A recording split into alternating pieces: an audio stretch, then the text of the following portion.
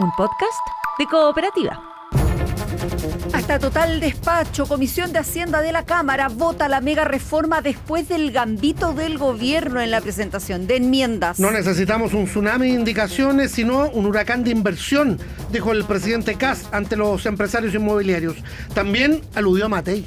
Por la alerta oncológica, Superintendencia de Salud instruye a las ISAPRES a dar tratamiento inmediato a todos sus pacientes con cáncer, incluida la entrega de medicamentos. A esta hora se confirma un ataque armado a carabineros en Ercilla, en la sexta comisaría de esa comuna en la región de la Araucanía. No hay lesionados. Los balearon cuando pintaban un mural de la Garra Blanca. Investigan un doble homicidio frustrado anoche en La Pintana. El cobre llega a otro máximo histórico. Hay polémica por la producción que habría sobreestimado Codelco en 2025 y que permitió cumplir metas y pagar bonos. Prisión preventiva para 3 supuestos militares peruanos detenidos con varios kilos de ketamina en la frontera de Tarapacá. La Fiscalía decide no controlar la detención de los 17 alumnos que protagonizaron una violenta riña en el Liceo La Asunción de Talcahuano. Hay funcionarios lesionados. En el mundo, alfombra roja para Donald Trump en China con los aranceles, la inteligencia artificial y la guerra con Irán como telón de fondo. Y en el fútbol, Alexis y Suazo enfrentan a esta hora duelo clave en España, el Maravilla en la banca. Esta tarde Colo-Colo visita a Coquimbo por la Copa de la Liga. Transmite Cooperativa Deportes. Estás escuchando el podcast de El Diario de Cooperativa. Una presentación de cooperativapodcast.cl. Y nos vamos a la región de la Araucanía para saber de una comisaría de carabineros en Ercilla que fue atacada a balazos desde un vehículo en movimiento. Estamos con el corresponsal Claudio Arévalo, ya en contacto. Buenas tardes, Claudio. ¿Qué tal, Verónica, Rodrigo? Buenas tardes. Sí, son procedimientos investigativos que están en pleno desarrollo a esta hora en la provincia de Malleco. Lo primero fue un ataque armado desde un vehículo en marcha a la sexta comisaría de carabineros de la ciudad de Ercilla. Desconocidos se movilizaban en este vehículo y repentinamente comenzaron a disparar contra el inmueble para luego darse a la fuga. Son ampliamente buscados a esta hora por personal de control y orden público de carabineros de la provincia de Malleco. Respecto a este ataque habló el comandante Raúl Quintanilla, a quien pasamos a escuchar. La sexta comisaría de Ercilla fue afectada con un ataque armado de un vehículo en movimiento, el cual causó daños al cierre perimetral de dicho cuartel. Como consecuencia no resultaron personas lesionadas, por lo cual el fiscal de turno instruyó la concurrencia al hogar para trabajar la evidencia balística encontrada al lugar. Tras este ataque protagonizado por estos sujetos desconocidos que, insistimos, se movilizaban en un vehículo en este lugar, se produjo un nuevo ataque armado, esta vez al interior del Fundo San Ramón, también en la comuna de Ercilla, un puesto de control de carabineros que se ubica en este lugar en el marco de una medida preventiva y de resguardo a una familia de este lugar. También fue atacada a balazos sin que resultaran funcionarios de carabineros lesionados. Se espera, Verónica, Rodrigo, que dentro de los próximos minutos también entregue una opinión el encargado de seguridad de la región de la Araucanía de parte del gobierno para conocer cuáles son los pasos que va a tomar el gobierno respecto a esta situación que por de pronto ha sido calificada como grave. Sin embargo, pese a los disparos, no hubo funcionarios heridos en esta ocasión. Son disparos contra esta comisaría, la sexta en la comuna de Ercilla, pero también contra un punto fijo de carabineros en la comuna de San Ramón, ¿no, Claudio? Es en el sector de San Ramón, en la comuna de Ercilla. Es un puesto de control de carabineros que también fue atacado a balazos una vez que ocurrió este hecho ahí en la sexta comisaría de carabineros. Otro vehículo en movimiento disparó contra los funcionarios que desarrollaban este control de punto fijo en el Fundo San Ramón de la comuna de Ercilla. Afortunadamente, como tú señalabas, sin personas lesionadas, sin efectivos de carabineros lesionados. Seguimos en contacto, Claudio. Muchas gracias. Buenas tardes. Dos hechos ahí en la provincia de Malleco. Nos quedamos en el sur con lo que deja, ¿no? Ya conversábamos con el rector del Liceo de la Asunción, la masiva pelea de ayer ahí en Talcahuano, al interior de ese establecimiento educacional. La Fiscalía decidió no controlar la detención de los detenidos. A los estudiantes sí se les va a aplicar aula segura. Christopher Espinosa, buenas tardes. Hola, Rodrigo, Verónica, muy buenas tardes. Sí, los 17 detenidos por esta riña masiva al interior del Liceo de la Asunción quedaron libres, apercibidos bajo el artículo 26, es decir, fijando un domicilio para que eventualmente en acciones investigativas futuras puedan ser encontrados. Judicialmente allí quedará ese tema. Administrativamente el establecimiento aplicará el reglamento de aula segura. De todas maneras, la situación es grave y los apoderados que hoy día tuvieron que resolver rápidamente cómo lo hacían con el cuidado de sus hijos porque las clases se suspendieron, están preocupados. Los escuchamos. Mi hija nosotros nos informó de que se generó una pelea entre cuartos medios, donde hubieron agresiones físicas. Bueno, a la larga nosotros como papá nos preocupamos también y tuvimos que comunicarnos con ella, tratar de venir a retirarla. Preocupante como papá, pero creo que la situación está controlada dentro del colegio, así que vinimos a retirar a los niños por precaución nada más. En caso de, está preocupante toda la educación a nivel país. Bueno, si está la juventud ahora, está agresiva y eso es lo que se puede decir, porque cada cual vive como puede, uno no sabe cómo vive toda la gente. Parte de la preocupación expresada por los apoderados, los establecimientos del arzobispado de Concepción tienen una directora ejecutiva, Luz María Acle, encabezó las reuniones hoy día con los representantes de los tutores. ¿Cómo va a actuar la corporación? Ella lo explicó. Nosotros tenemos un reglamento interno, el RICE, el procedimiento, se abren los protocolos. Cuando se abre aula segura se inicia el protocolo y una investigación. Hay que entrevistar tanto a los estudiantes apoderados y a los testigos y en base a eso se aplica el reglamento que tiene las diferentes sanciones de acuerdo a lo que saque la investigación. La apertura de aula segura tiene la mayor sanción es esa, pero como estamos en proceso de investigación no podría decirte si va a ser esa posibilidad, pero sí, aula segura tiene esas consecuencias y vamos a tomar las medidas que corresponden respecto a esto. Cuando se abre aula segura hay un periodo de tiempo donde los niños no pueden volver a clase. La información que tenemos es que fue un incidente que se da en el recreo. Ella advierte que una vez que se tomen las sanciones se va a manejar de manera privada en la comunidad educativa, resguardando los derechos de los menores de edad involucrados en esta situación. Hay que recordar que también hubo 7 integrantes de la comunidad educativa, que son docentes y paradocentes, que resultaron con lesiones. ¿Cómo lo observa esto el Colegio de Profesores? Así lo expresa su presidente a nivel nacional, Mario Aguilar. Habría que ver en el caso de lo que se anuncia, revisión de mochilas, detectores de metales. Si hubiese existido aquello en este colegio, probablemente esta pelea no se habría evitado igualmente, porque no se trata de elementos que necesariamente venían de afuera, sino que es una cuestión que se produjo por una absoluta, por una neta situación de convivencia y se genera una situación tan grave como la que hemos podido ver en las imágenes. Es gravísimo, pero por lo mismo, por lo grave que es este problema, por lo profundo que es que no se puede seguir con las soluciones fáciles, efectistas que está impulsando el gobierno, que tienen mucho de populismo, pero muy poco de abordar la problemática profunda, la problemática de fondo.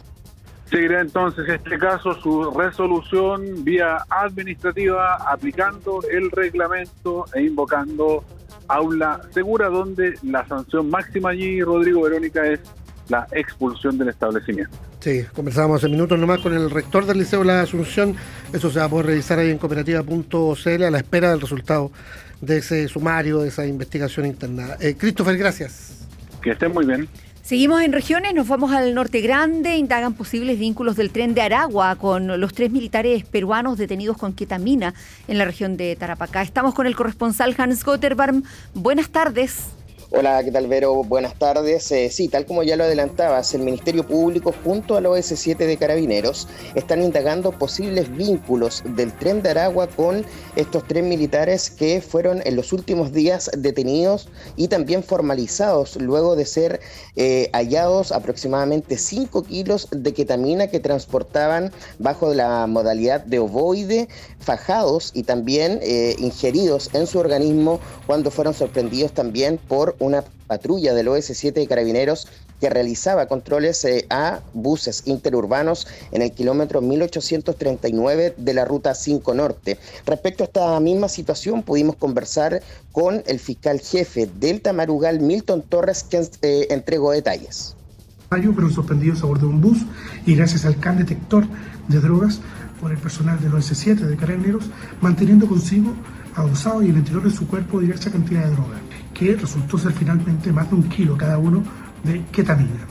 En la revisión se pudo constatar que todos mantenían, o los tres mantenían tarjetas identificatorias que al parecer darían cuenta que son militares activos del ejército peruano. Hoy día fueron formalizados por el delito de tráfico, quedaron en prisión preventiva con un plazo de investigación de 150 días.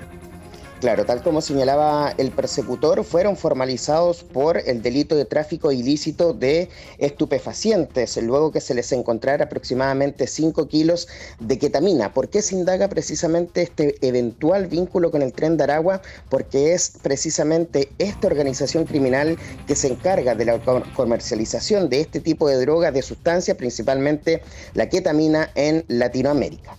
La información desde el norte con Hans Gotterban. Gracias, Hans. Seguimos atentos. Buenas tardes. Y nos vamos a las calles de Santiago, donde un ciudadano argentino fue detenido por internar armas de fuego al país, mientras anoche en La Pintana hinchas de Colo-Colo fueron baleados, estaban pintando un mural, apareció un auto, les dispararon. Felipe Cofré, buenas tardes. Hola, muy buenas tardes. Claro, en estado grave, aunque fuera de riesgo vital, se encuentran estos dos hinchas de Colo-Colo que anoche fueron baleados cuando pintaban un mural relacionado a su club. Esto en la comuna de La Pintana. Este hecho ocurre en la intersección de Juanita con Gabriela, cerca de la medianoche, cuando desde un vehículo en movimiento se efectuaron varios disparos en contra de las 8 personas que se encontraban en ese lugar. Una de las víctimas recibió un impacto de bala en la pierna y otro un disparo en la espalda. Este último más grave, la herida que recibió. Ambos fueron trasladados hasta el hospital Padre Hurtado, donde fueron estabilizados. Son las mismas víctimas que declararon al Ministerio Público haber escuchado cánticos alusivos en contra de la hinchada alba y también cantos relativos a el equipo o la barra rival de la Universidad de Chile, una situación que se está investigando si es que efectivamente la motivación de los disparos fue esa, un conflicto entre barras rivales. La fiscal Patricia Suazo del equipo contra el crimen organizado y homicidios del Ministerio Público entregó detalles. Mientras algunos barristas estaban pintando cosas alusivas, ¿cierto?, a su equipo, Colo-Colo, pasa un automóvil y hace un número indeterminado de disparos, viendo a 2 de ellos. Son jóvenes de 30 años y ellos recibieron heridas a bala, uno en la pierna, otro en la espalda, y fueron al SAR. Solamente hubo alusiones al equipo contrario, algo como que era contra Colo-Colo, pero es una alusión al pasado. Claro, y se está investigando precisamente las causas de este ataque. Otro tema, la detención de un ciudadano argentino que intentaba vender 5 pistolas en la comuna de Estación Central. El comprador era un ciudadano chileno con antecedentes por narcotráfico y que también fue aprehendido. Se presume que en la calidad de transportista de este ciudadano argentino es que habría intentado internar estas armas de fuego ocultas en las cargas de camiones. La PDI llegó a este detenido por otra investigación por un delito de secuestro, en donde se pudo determinar que este ciudadano argentino facilitó o vendió armas de fuego a la banda que perpetró precisamente ese secuestro. El subprefecto Hassel Barrientos de la VIP antisecuestro de la PDI se refirió al método de internación de estas armas. El método de ingreso presumimos que es el más común, que es el ingreso a través de distintos vehículos, ya sean vehículos de carga, ocultos al interior de estos mismos y vehículos que comúnmente cruzan la frontera con distintos productos y que también los utilizan estas organizaciones criminales para ocultar este armamento y posteriormente recogerlo en alguna ciudad cercana ya en territorio nacional para posteriormente distribuirlos como lo estaba haciendo este sujeto ya en nuestro país en la comuna de Estación Central. Y no eran solamente las armas las que intentaba comercializar, sino que dispositivos electrónicos como un chip que permitían modificar estas armas y hacerlas de semiautomáticas a automáticas. Este detenido es un conocido narcotraficante en Argentina que en 2013 era buscado por Interpol por delitos relacionados con drogas. Felipe Cofré, gracias. Buenas tardes. Y una nueva instrucción para las ISAPRES y la atención de pacientes oncológicos, enmarcado en la alerta sanitaria del Ministerio de Salud, dio a conocer hoy la superintendencia del sector. Gloria Gutiérrez tiene los detalles. Buenas tardes. ¿Qué tal, Verónica? Buenas tardes. Sí, durante esta jornada conocimos un instructivo de la Superintendencia de Salud dirigido a las ISAPRES del país relativo a la atención de pacientes oncológicos para que se les garantice el acceso de forma oportuna a sus tratamientos contra el cáncer, sin enfrentar obstáculos administrativos para aquello. Así se busca reforzar 4 aspectos fundamentales: el acceso inmediato al tratamiento, la entrega oportuna de medicamentos, la activación de coberturas GES y de la cobertura adicional para enfermedades catastróficas y la difusión de exámenes preventivos gratuitos. El superintendente de Salud, Fernando Riveros, entregó los detalles. Si usted o un ser querido tiene cáncer y está en una ISAPRE, su tratamiento debe autorizarse de inmediato, sin repetir exámenes ni consultas. Si su tipo de cáncer no está en el GES, su ISAPRE debe informarle de oficio sobre la CAE, la cobertura adicional para enfermedades catastróficas, sin esperar a que usted lo pida. Si la farmacia no tiene el medicamento, dicha farmacia tiene 48 horas para despacharlo al domicilio del paciente o la paciente sin costo adicional. Si ese plazo no se cumple, la ISAPRE está obligada a reembolsar en 3 días. La Superintendencia de Salud no solo instruye, sino que fiscaliza. Bien, todo esto enmarcado en la alerta sanitaria oncológica declarada por el Ministerio de Salud el mes de marzo recién pasado. Hay valoración de parte de organizaciones de la sociedad civil, sobre todo respecto al punto en donde se instruye informar por parte de las ISAPRES de manera proactiva sobre la forma de acceder a la cobertura adicional para enfermedades catastróficas. Escuchamos a la ex parlamentaria, impulsora de la Ley de Cáncer en Chile, Carolina Goich, actualmente directora ejecutiva del Centro para la Prevención y Control del Cáncer. Valorar especialmente esta instrucción que se entrega con poner prioridad para que las personas puedan acceder a beneficios que tienen, a derechos que tienen en el caso de tener un diagnóstico de un cáncer. Destacar la entrega de medicamentos garantizados con tiempo límite, el que no se les tengan que pedir nuevos exámenes de diagnóstico, pero sobre todo el que se informe y se cumpla lo que la ley establece como un derecho en el caso de coberturas adicionales para enfermedades catastróficas, donde muchas veces, porque el sistema es complejo, las personas no saben cómo tienen que activarlo. Además de lo explicado por el superintendente, se ha instruido a las ISAPRES mantener sus call center operativos las 24 horas del día, 7 días a la semana, como también difundir beneficios de exámenes preventivos, en especial para mujeres afiliadas a ISAPRES entre 50 y 59 años que tienen derecho a realizarse una mamografía de forma completamente gratuita sin la necesidad de contar con una orden médica previa. Es Gloria Gutiérrez con la información. Gracias. Buenas tardes. Buenas tardes. Estás escuchando el podcast de El Diario de Cooperativa. Una presentación de cooperativapodcast.cl. Página económica, el precio del cobre, lo de Codelco también hace noticia respecto de su producción del año pasado y la presencia del presidente hoy en el desayuno de la Cámara Chilena de la Construcción, obviamente con alusiones a la mega reforma del Ejecutivo. Gonzalo Aguirre, buenas tardes.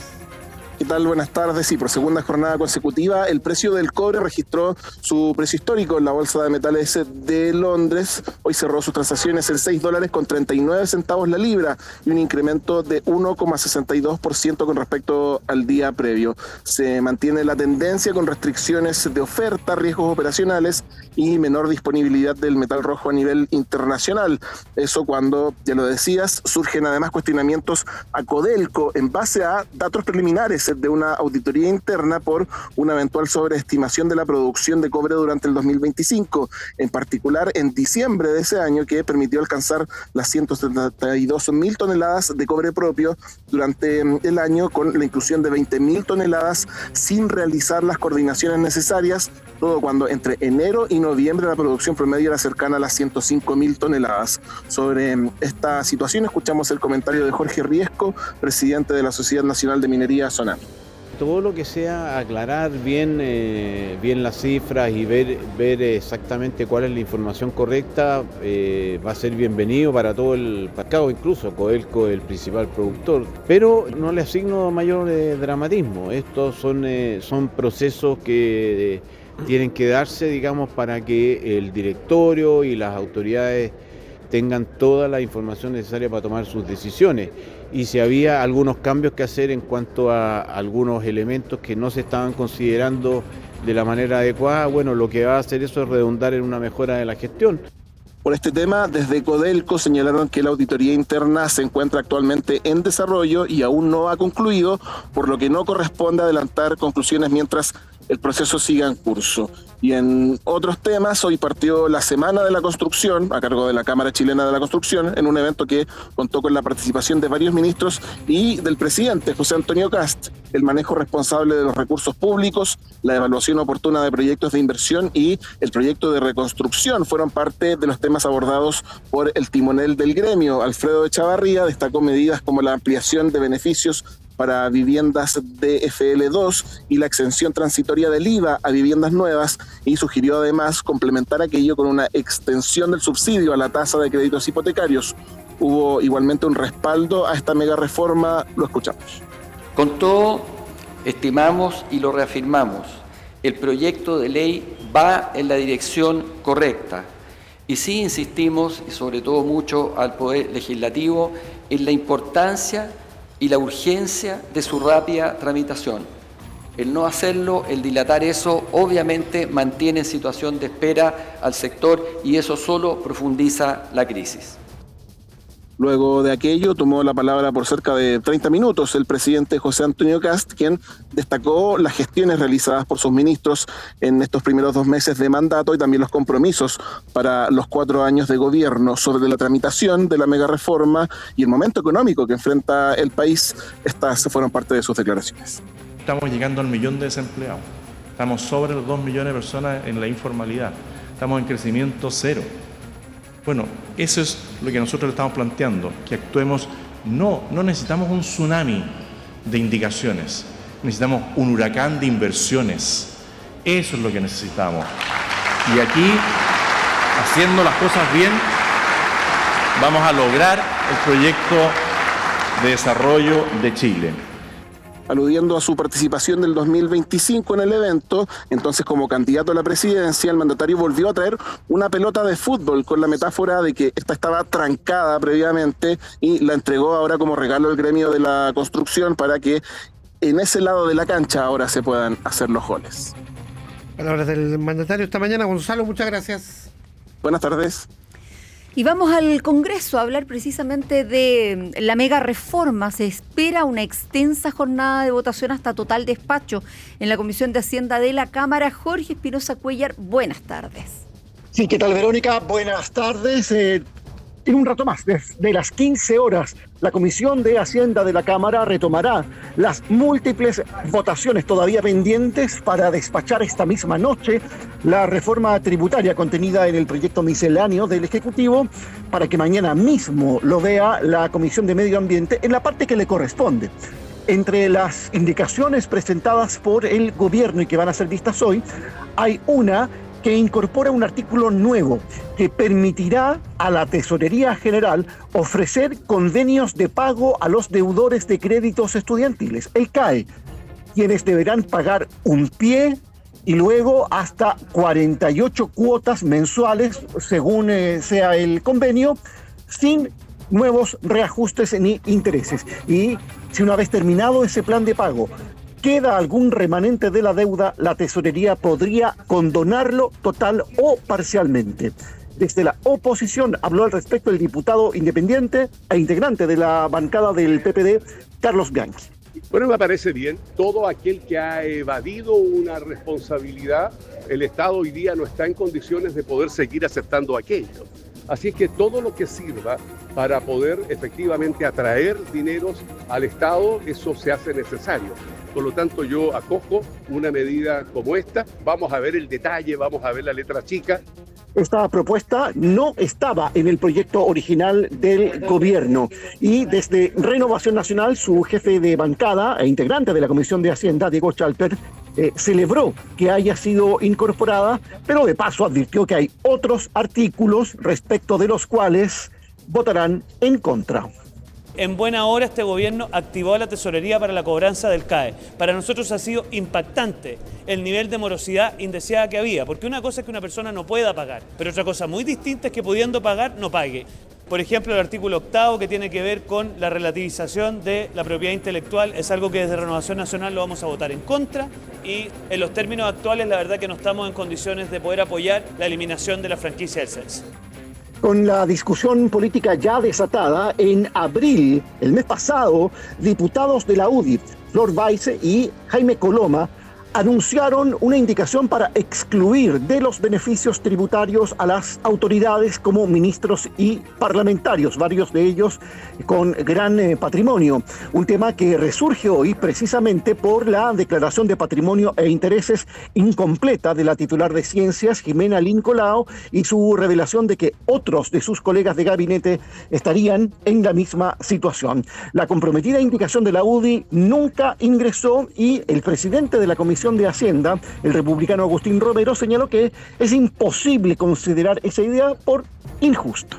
Lo que estamos haciendo a través de esta ley es emitir reglas generales para todos los ciudadanos de Chile. Y esto beneficia a ministros, beneficia a dueñas de casa, a jubilados, militares, a estudiantes, a todo el mundo. Por ejemplo, la condonación del CAE. Los parlamentarios que hoy día deben el CAE no quedaron fuera. Es un castigo ser ministro de Estado y que no se le aplique ningún beneficio a la ley. Yo encuentro que es imposible hacerlo de esa manera.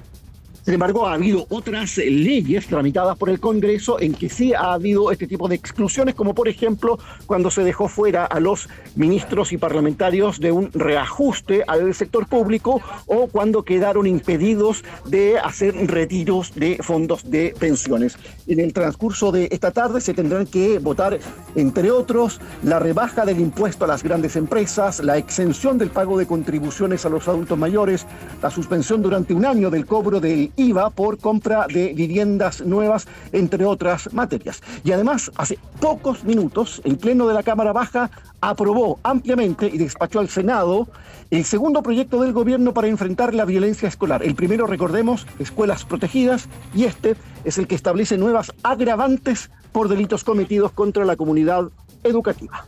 Es Jorge Espinosa Cuellar con la información desde el Congreso. Gracias. Buenas tardes, Jorge. Buenas tardes, Verónica. Lo que está pasando.